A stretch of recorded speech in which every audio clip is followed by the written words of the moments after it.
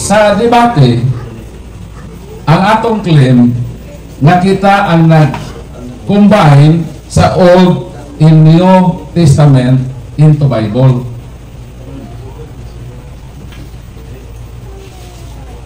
Para makasabot ta ini, katagan tamo analogy. Si Pedro nagpalit og steak, kahoy ba kag slice. Mga steak na. Plus, may palit po siya lansang. Malansang na. So, si Pedro, may gamit og steak, may gamit og lansang, kay maghimo siya og bangko. Sabot mo? Ang pautana maunay, kinsa may naghimo sa bangko? Si Pedro. Sakto na ang atribusyon. Dili si Pedro ang nagaba sa kahoy. Si Pedro dili. Nipalit si Pedro og steak sa lumber supplies. So meaning, dili siya ang nagaba sa kahoy. Posible ang kahoy diha na sa lumber supply pila ka buwan, dugay nito i-standby ba? Dili po si Pedro ang naghimo sa lansang. Nipalit lang din siya sa hardware. Unsa may gihimo ni Pedro? Iyang gi-assemble, ginamit ang kahoy, ginamit ang lansang, nag-assemble siya bangko. Asa man dapat i-attribute ang bangko? Di mo pwede attribute mo sa bangko nagkabas lansang. Di po ng kahoy. Di mo i-attribute sa naghimo sa lansang. Di tuloy na mo i-attribute sa kang Pedro na nag-assemble, ginamit ang lansang kadi siya naghimo, ginamit ang kahoy kadi siya naghimo, iya lang i-assemble into bangko. So dito sa iya i-attribute ang bangko. Mo ning Bible. Diha naman ang Old Testament. Sama ang kahoy na ginabas ta. Ang Katoliko may gamit sa materialis. Kini New Testament kining ginabas mo ng materialis. So naa na ang materialis sa Old Testament. Naa na po ang materialis sa New Testament. Wala lang kayo sinabot o kalaihap. Wala pa na sa himo ang Bible. Sama na ang kahoy, diha na. Diha na po lansa. Pero pa magbuhat ng bangko.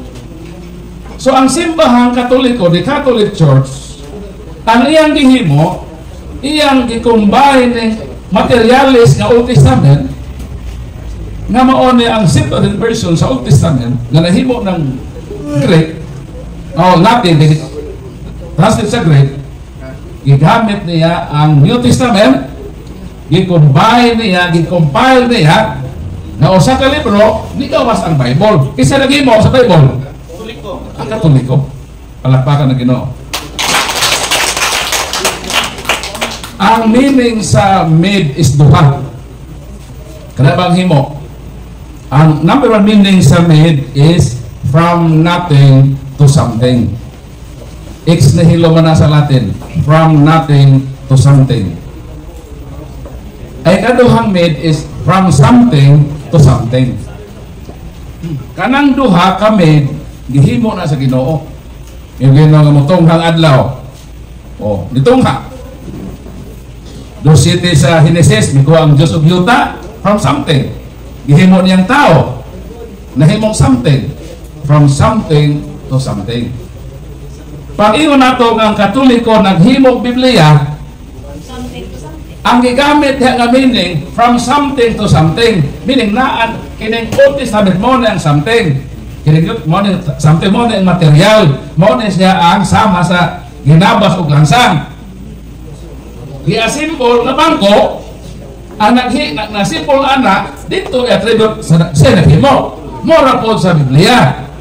Ang simbahan may gamit og materialis sa Old Testament, 46 books. Gigamit po niya ng 46 39 27 nga New Testament, iyan na yung gi-assemble, gi-compile nga mahimo ko sa kalibro o diha migawas ang Biblia. So pagwatana, kinsa man naghimong Biblia? Ang Katoliko, kaya mahuliyo maghimong Bible. Materialist na to. Ang ilang gihimong materialist, mo sa nagabas o kahoy. Ang mga apostol wa maghimong Bible. Materialist ipon. Naghimo sila materialist aron himuong Bible. Wa kay sila kunang nga Bible dito ilang isulat. Ang Old Testament writers wala maghimong Bible. Ang Hudiyo wala maghimong Bible. Ang mga Christian writers wa maghimong Bible. Ang mga apostol wa maghimong Bible. Kinsa naghimong Bible? Ang simbahan nga nag-exist 100 to 1,000 years. Siyang naghimo sa Bible.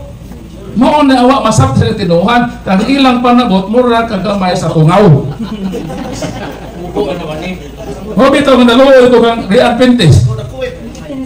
Gabi wala tomorrow. Wa gyud sila hataki sa Ginoo wisdom. Wa gyud sila kasabot ini mga poet nga atong i-explain din.